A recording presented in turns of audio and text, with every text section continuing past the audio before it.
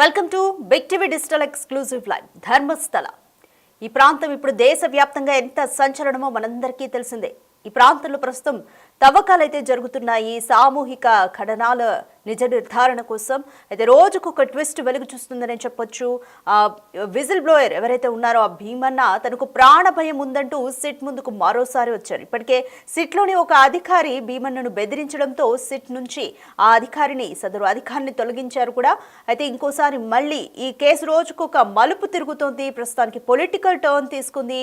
ఆలయ కమిటీ పైన కూడా ఆలయాన్ని నిర్వహించే కుటుంబ సభ్యులపైన కూడా ఆరోపణలు వస్తూ ఉండడంతో ఈ కేసు రోజుకొక మలుపు తీసుకుంటూ ఉండడంతో ఈ నేపథ్యంలోనే ఇంకా పొలిటికల్ టర్న్ కూడా తీసుకుంది. కాబట్టి ఈ నేపథ్యంలోనే తనకి ప్రాణభయం ఉందంటూ కూడా భీమన్న సిట్ ముందుకు మరోసారి వచ్చారు. గన్మెన్తో పాటు తనకు భద్రత కల్పించాలంటూ విజ్ఞప్తి చేశాడు. తనను చంపేందుకు కుట్ర జరుగుతోందని సిట్కు ఫిర్యాదు చేశాడు భీమన్న.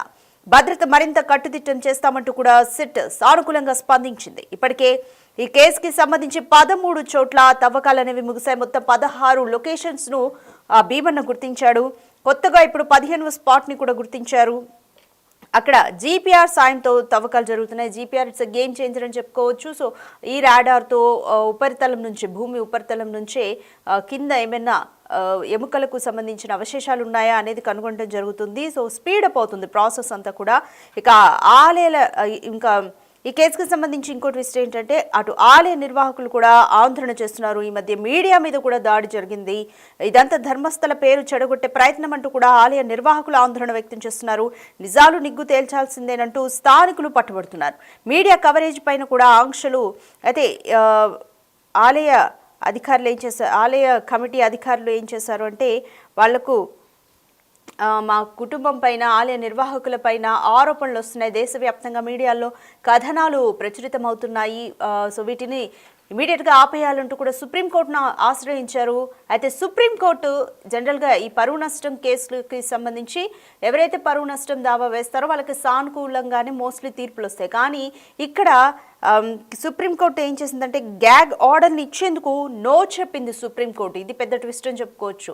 అంటే గ్యాగ్ ఆర్డర్ అంటే తమ గురించి పబ్లిక్లో ఆలయ కమిటీ కానీ ఆలయ నిర్వాహకుల కుటుంబ సభ్యుల గురించి కానీ కుటుంబం గురించి కానీ పబ్లిక్ ప్లాట్ఫామ్ మీద డిస్కస్ చేయొద్దు, దీనికి సంబంధించి గ్యాగ్ ఆర్డర్ ఇవ్వండి అంటూ కూడా సుప్రీంకోర్టును ఆశ్రయించారు. బట్ గ్యాగ్ ఆర్డర్ ఇచ్చేందుకు సుప్రీంకోర్టు నో చెప్పింది. అయితే ఈ నేపథ్యంలోనే ఒకవైపు అయితే తవ్వకాలు కూడా స్పీడ్గానే జరుగుతున్నాయి. అసలు నిజాలు ఏంటి అనేది తేల్చేందుకు కూడా అందరూ ప్రయత్నిస్తున్నారు.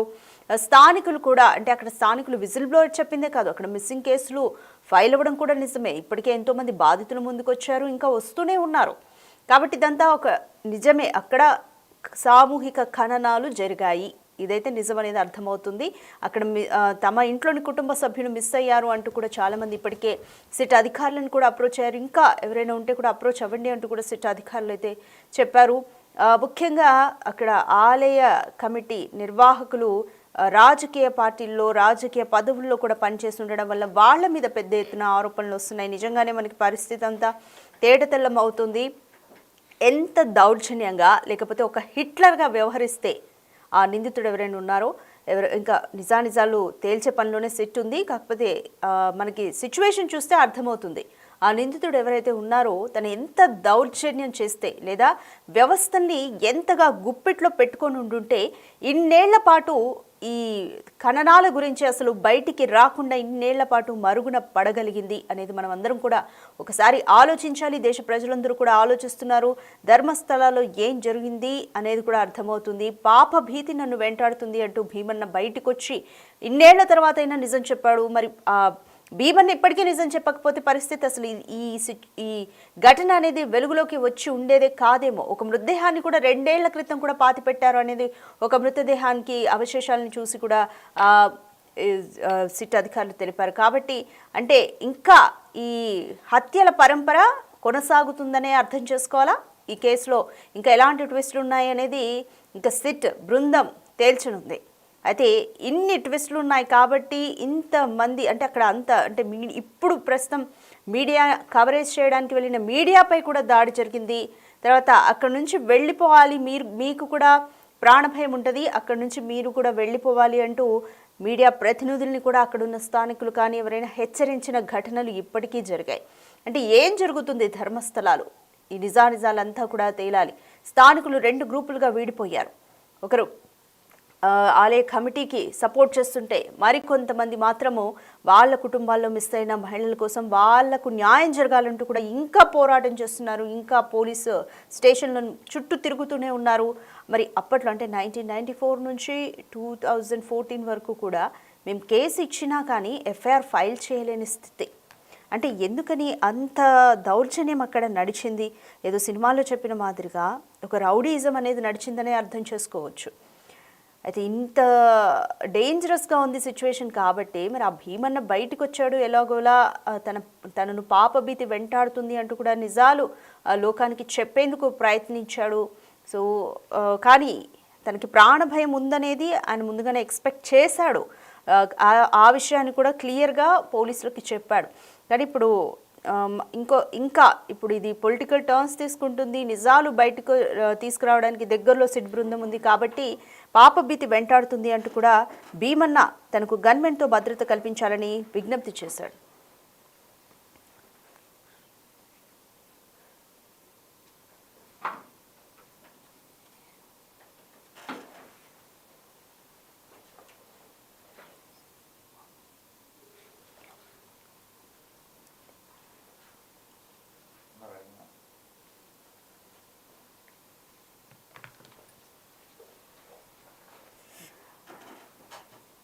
రైట్, ధర్మస్థలలో ఒక టెన్షన్ వాతావరణమే నెలకొందని చెప్పొచ్చు. దీనికి సంబంధించి మోర్ డీటెయిల్స్ మా ప్రతినిధి శివ అందిస్తారు.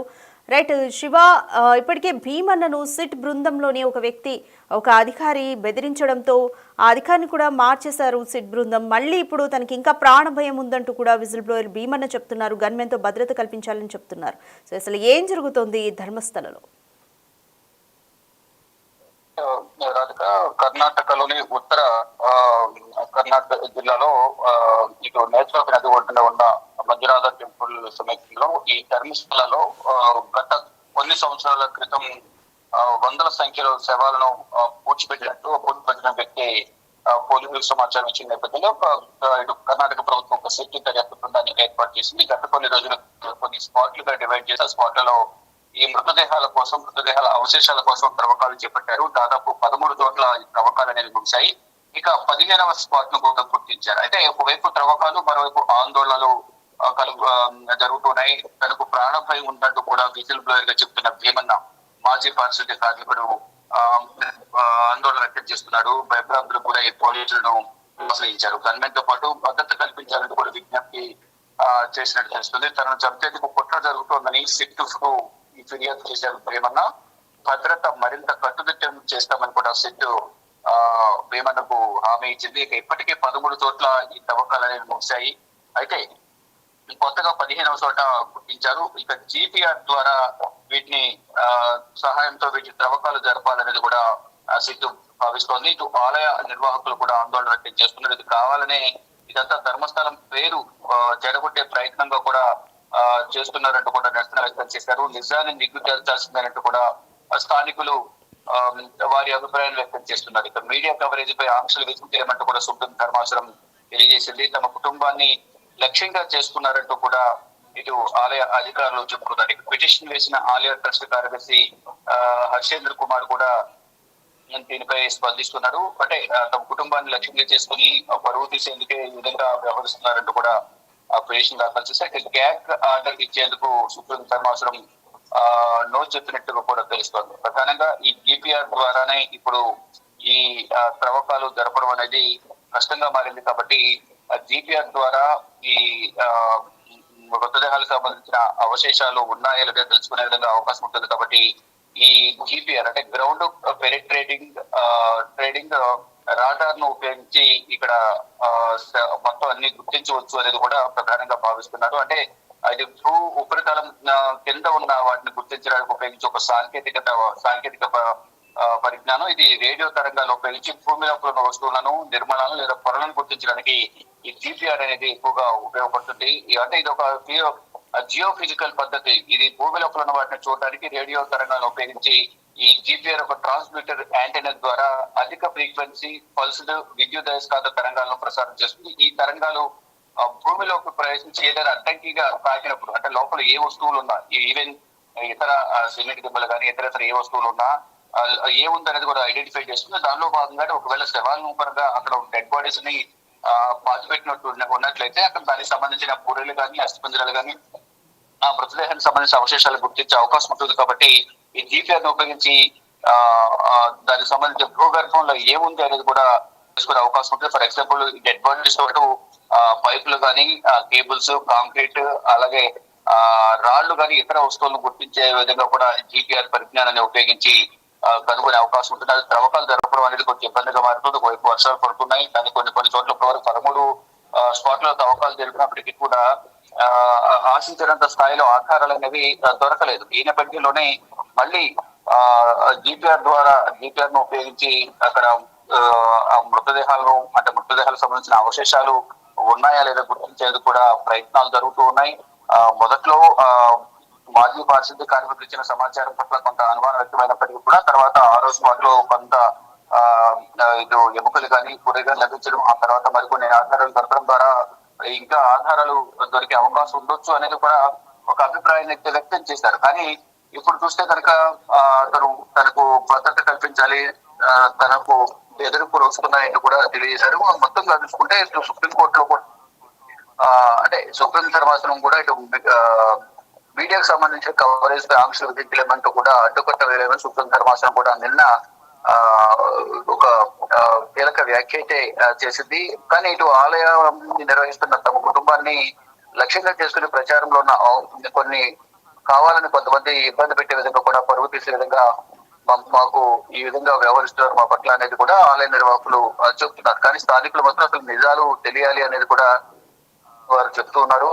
అంటే మొత్తంగా చూసుకుంటే ఈ వ్యవహారం అనేది కూడా దేశవ్యాప్తంగా తీవ్రమైన చర్చనీయాంశమైంది. తనకు ప్రాణహాని ఉంది కాబట్టి గవర్నమెంట్ తో పాటు భద్రత కల్పించాలనేది ఇటు ధర్మస్థల వందలాది మృతదేహాలను పూడ్చిపెట్టారని ఎవరైతే ఫిర్యాదు చేశారో ఆ పారిశుద్ధ్య కార్మికులు కోరుతున్నారు. ఈ సిటీ కూడా మేము భద్రత కల్పిస్తామని చెప్తుంది. కానీ గతంలో ఎవరైతే ఈ కేసును వాపస్ తీసుకోవాలి లేకపోతే తీవ్ర ఇబ్బందులు ఎదుర్కొనే అవకాశం ఉందని తెలిపిన నేపథ్యంలో ఆ సిటీ అధికారిని కూడా ఇప్పుడు సిటీ బృందం నుంచి తప్పించారు. ఇప్పుడు మళ్ళా ఈ స్పాట్స్ 15 స్పాట్లుగా గుర్తించినట్టు తెలుస్తుంది. దాంట్లో 13 స్పాట్లు దాదాపు కంప్లీట్ అయ్యాయి. ఇక 15 స్పాట్ కు వెళ్లిన నేపథ్యంలో అక్కడ ఎటువంటి ఆధారాలు దొరుకుతాయనేది కూడా చూడాల్సింది. కానీ ఈ పారిశుద్ధ్య కార్మికుడు మాత్రం 13 స్పాట్ లోనే 50కి పైగా శవాలను నేను పాతి పెట్టానని చెప్పారు. కానీ అక్కడున్న సిచ్యువేషన్ చూస్తే అక్కడ పెద్దగా మృతదేహాలకు సంబంధించిన అవశేషాలు కానీ ఏవి కూడా దొరికిన ఆధారాలు స్పష్టంగా తెలియడం లేదు. ఈ నేపథ్యంలోనే ఈ జీపీఆర్ ను ఉపయోగించి అక్కడ కనుగొనాలి అనేది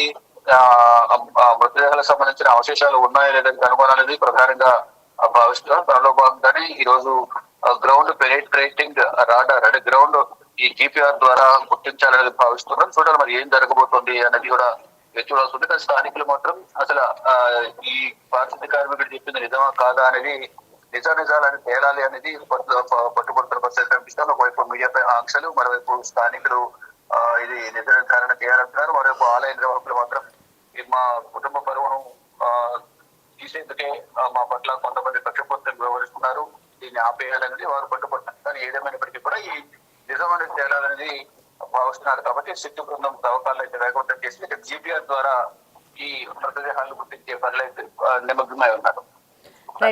థ్యాంక్ యూ శివ.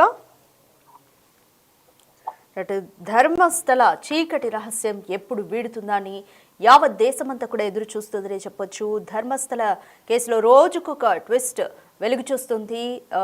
ఇప్పుడు విజిల్ బ్లోయర్ ఎవరైతే ఉన్నారో భీమన్న తనకు ప్రాణ భయం ఉందంటూ సిట్ ముందుకు మళ్ళీ వచ్చాడు. తనకి గన్మెన్తో రక్షణ కల్పించాలంటూ కూడా సిట్ బృందాన్ని కోరారు. దీనిపై సిట్ కూడా సానుకూలంగా స్పందించింది. ఈ కేసు పొలిటికల్ టర్న్ కూడా తీసుకోవడంతో తనకు ప్రాణ భయం ఉందని, తనని చంపేందుకు కుట్ర జరుగుతోందంటూ కూడా భీమన్న అయితే సిట్ బృందానికి తెలిపారు. సిట్ కూడా అతనికి రక్షణను పెంచుతామంటూ సానుకూలంగానే స్పందించింది. ఇక మరోవైపు సుప్రీంకోర్టులో ఆలయ కమిటీ నిర్వాహకులు వేసిన పరువు నష్టం దావా ఏదైతే ఉందో దానికి గ్యాగ్ ఆర్డర్ ఇచ్చేందుకు సుప్రీంకోర్టు నో చెప్పింది క్లియర్గా. అంటే ఒక విషయాన్ని, అంటే తమ కుటుంబం గురించి కానీ మా మీద వస్తున్న ఆరోపణలు దేశమంతటా మీడియాలో చర్చకు వస్తున్నాయి. సో దీన్ని మీడియాకు మీరు ఒక ఆర్డర్స్ ఇవ్వండి దీన్ని నివారించేందుకు అని కూడా కుటుంబ సభ్యులు సుప్రీంకోర్టును ఆశ్రయించారు. దీనికి సుప్రీంకోర్టు, దీన్నే గ్యాగ్ ఆర్డర్ అంటారు, ఈ గ్యాగ్ ఆర్డర్ని ఇవ్వడానికి సుప్రీంకోర్టు నిరాకరించింది. సో ఈ కేసు ఇంకా ఎటువంటి టర్న్స్ తీసుకుంటుంది, ఈ చీకటి రహస్యం ఎప్పుడు బయటపడుతుందా అని యావత్ దేశమంతా ఎదురుచూస్తోంది.